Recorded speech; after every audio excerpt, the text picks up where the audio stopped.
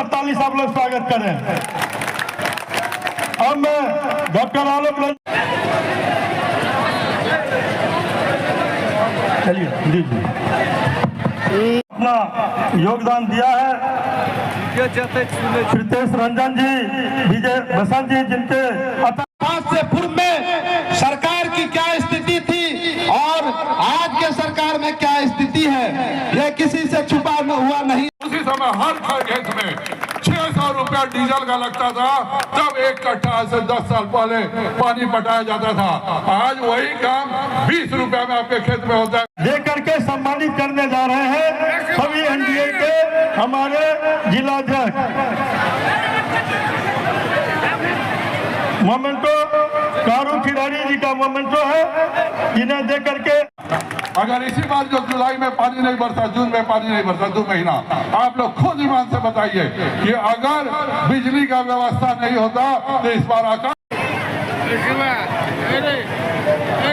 अब मैं आग्रह करता हूं भारत सरकार के केंद्रीय मंत्री सतीश चंद्र दुबे जी का अंगवस्त्र के बीच इस सहरसा विधानसभा के आन बान शान लोकप्रिय विधायक, सहरसा विधानसभा के यशस्वी दिवाकर सिंह जी, जिला महामंत्री अनमोल भगत जी, जिला महामंत्री शिवभूषण सिंह जी, मुख्य पार्षद नगर पंचायत सोनबरसा काम करते रहेंगे। बोलो सब तैयार है? इधर से बोलो तैयार है? तो बोलो भारत माता की, भारत माता की, भारत माता की। वरिष्ठ कार्यकर्ता बंधु सभी को इस सौर बाजार धरती से हार्दिक अभिनंदन, वंदन एवं स्वागत करता हूं। दोस्तों आगे और जो मोमेंटो है सामूहिक रूप से आज के मुख्य अतिथि विशिष्ट अतिथि को दे करके हम लोग को अनुग्रहित करें। दीजिए इधर सुरेंद्र राव, थोड़ा सा 4 लाख रुपया बिना गारंटी के और बिना ब्याज के अगर मिलता है, आपका बेटा शान से इंजीनियर बनता है, डॉक्टर बनता है, अफसर बनता है, तो यह नरेंद्र मोदी और नीतीश कुमार का देन है। पहला बार इतिहास में होगा कि बिना गारंटी के 10 लाख रुपया बना है। हम और आप मिलकर के निश्चित रूप से एक ऐतिहासिक दौर में पहुंचेंगे। आने वाले समय में जैसे 14 तारीख आएगी, कोई बात नहीं, बैठो आराम से।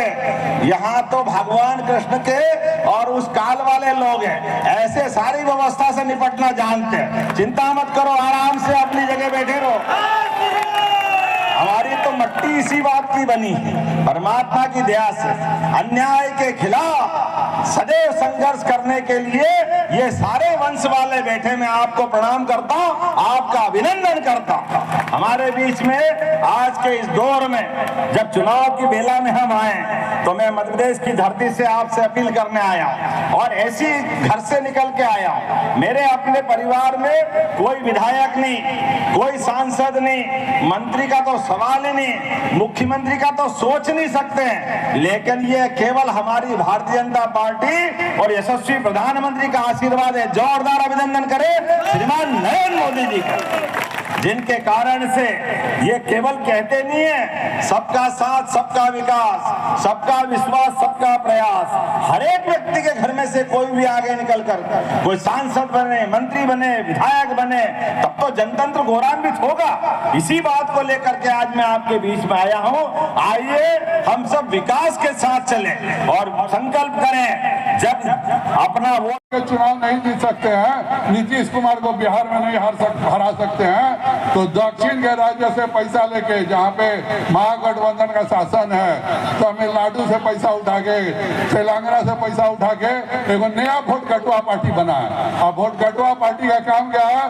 खाली की किसी तरफ वोट काट दो जिससे कि महागठबंधन जीत जाए। ऐसे वोट कटुआ पार्टी से भी सावधान रहने की जरूरत है। ये लोग एक साजिश कर रहे हैं कि वोट बटे और महागठबंधन जीते और तेजस्वी का राज हो, जिससे कि फिर से हर घर में डकैती शुरू हो जाए, हर घर में अत्याचार शुरू हो जाए। जिसको मैं तो यही बोलता हूँ कि वो वोट दे जिसको आज बिजली पसंद है, वो हम लोग को वोट दे। जिसको आज गरीब के खाता में पैसा पसंद है, वो वोट हमें दे। जिसको गैस सिलेंडर पसंद है, और जिसको अगर तुम सही में महागठबंधन के वोटर हो तो मैं चैलेंज करता हूँ कि पहले अपने घर का बिजली काटो, लालटेन जलाओ और उसके बाद बोलो कि हम महागठबंधन के वोटर हैं।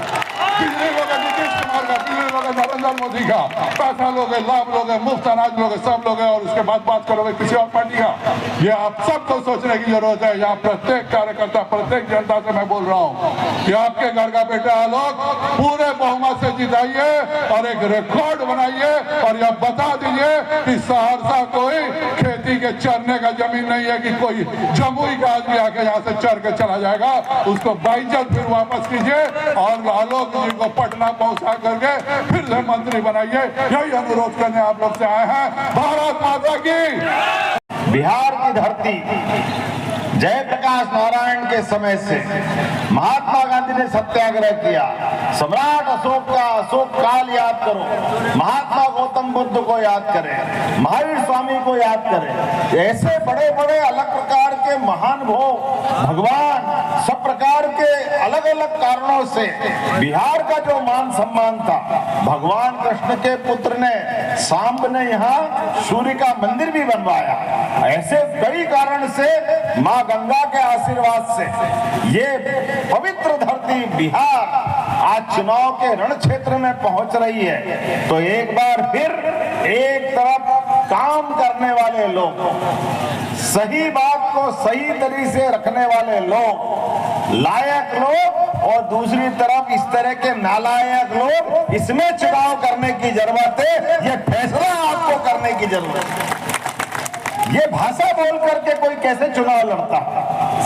आज के इस दौर में हम सबको निर्णय करना पड़ेगा। आप कभी, मैं तो सोच के आप दंग रह जाता।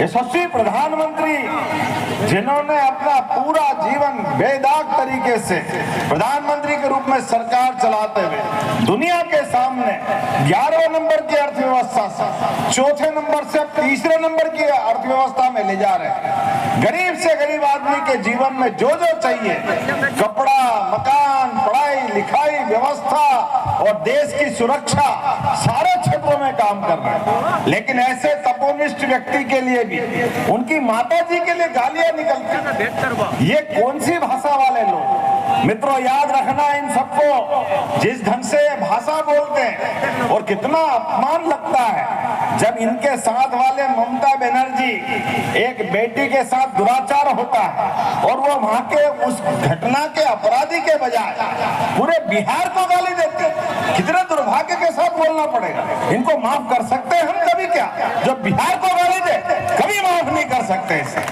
ये कौन सी बात है?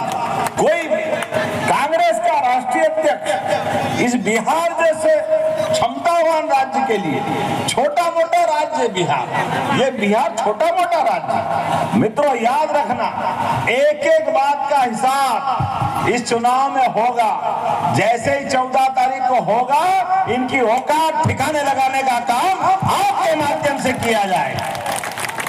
ये बिहार के लोग अपनी मेहनत के लिए, अपनी बौद्धिक क्षमता के लिए, अपनी प्रतिभा के बलबूते पर सारे कठिन से कठिन प्रश्नों के उत्तर निकालना जानते हैं। सारे टैलेंट अगर किसी राज्य में है, मुझे लगता है भगवान न करे आप पे कोई नजर किसी की लग जाए, आप में वो क्षमता है जो पूरे देश के बाकी राज्यों को भी प्रेरणा मिलती है बिहार की धरती से।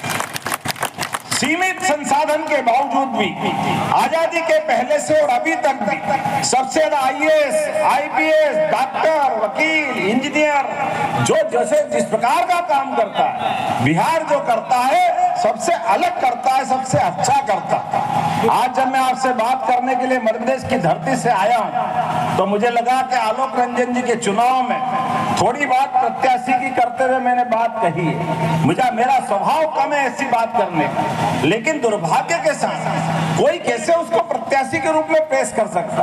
ये वही कर सकते हैं जिनका मन छोटा है, जिनका मन इतना है कि क्या बताओ आपसे। एक तरफ हमारे यशस्वी प्रधानमंत्री श्रीमान नरेंद्र मोदी जी, जिनके नेतृत्व में पूरा देश बदल रहा है। हमें गर्व है मध्य प्रदेश में भी उनके आशीर्वाद से हमारी सरकार चला रहे हैं, और सरकार चलाने के आधार पर जीवन के सब क्षेत्रों में विकास के कारवां लेके चल रहे हैं। अपनी जन्माष्टमी भी धूमधाम से मना रहा है सरकारी स्तर पर, हमारे अपने गोपाल कृष्ण को लेकर के। इस देश के अंदर दो देवता, भगवान कृष्ण हो, भगवान राम हो, जिनके कारण से हर काल में हर समय कठिन से कठिन परिस्थिति में भी व्यक्ति को साहस से कैसे मुकाबला करना चाहिए, ये उदाहरण उन्होंने पेश की। और कंस कितना ही शक्तिशाली क्यों न, उसके घर में घुस के मारने का पराक्रम भी गोपाल कृष्ण ने करके बताया।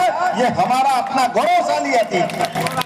रावण से युद्ध में भगवान राम ने भी क्या पराक्रम दिखाया, और अपने वनवासी, आदिवासी, जंगल के जानवर सबको साथ लेकर के बगैर अयोध्या से सेना बुलाया। भगवान श्री राम ने भी क्या पराक्रम किया। भगवान राम के आधार पर घर घर में लोग अपने कामना करते हैं कि काश राम राज्य और भगवान कृष्ण का काल, और उनके नाम पे अपने बच्चों के नाम रखते हैं, लेकिन दुर्भाग्य के साथ कहना पड़ेगा ऐसी हमारी देव संस्कृति पर भी आज उसके बलबूते पर तो हम दुनिया के सामने अपना गौरवशाली अतीत बताते हैं, दुनिया के सामने हमारी उस काल की अच्छाई लेके जाते हैं। वो दुनिया बड़े सम्मान के साथ देखती, कितना अच्छा लगता है। विदेश का कोई मेहमान अपने देश में आता है, और माननीय प्रधानमंत्री जी मदुरई के मंदिर में विदेशी राष्ट्रपति का स्वागत करते हैं। ये हमारा कल्चर है, और पवित्र गीता उनको भेंट करते हैं। जोरदार अभिनंदन करो, ये हमारा आज का कल्चर है। ये जो हमारी भावना है, भगवान विजय के लिए अपने स्थान पे खड़े हो जाओ, दोनों हाथ की मुट्ठी बांधो और संकल्प करो, जब तक कि एक एक वोट भाजपा के पक्ष में, एनडीए के पक्ष में नहीं पड़ जाए। आदमी तक 10 तरह के काम करते हैं। हमारी पार्टी तो सकारात्मक बात खोजती है, इसलिए हमने अपने गठबंधन को पहले डिक्लेयर किया, सीटों का बंटवारा कर लिया, और हमारा ट्रैक रिकॉर्ड काम करने का है, और काम करने के आधार पर जनता का प्रतिसाद मिल रहा है, और एक बार फिर हमारी सरकार बन को लेकर और माननीय नीतीश कुमार जी और माननीय मोदी जी के काम को लेकर आगे जा रहा है। निश्चित रूप से जनता भरोसा करती है, वो सुशासन को भी जानती है और कुशासन को भी जानती है। इसलिए एक बार फिर भाजपा उनके सहयोगी गठबंधन की एनडीए की सरकार बनेगी। और जो माननीय अमित जी ने कहा वो बिल्कुल सही कहा है कि इस देश के अंदर, प्रदेश के अंदर जहर फैलाने वालों के लिए कोई जगह नहीं है। सर, पिछड़ों की राजनीति का क्या दबाव है कि